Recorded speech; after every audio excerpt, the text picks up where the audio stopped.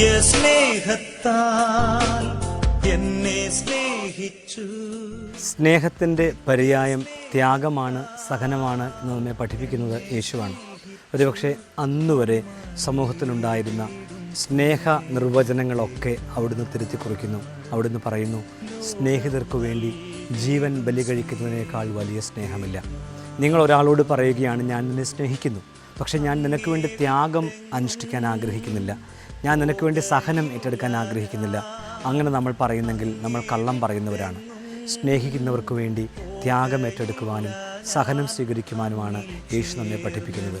ഓരോ ദിവസവും ചെറുതെങ്കിലും സഹനത്തിലൂടെ മറ്റുള്ളവരെ സ്നേഹിക്കുവാൻ നമുക്ക് ശ്രമിക്കാം. അതിനായി പ്രാർത്ഥിക്കാം. ആമേൻ.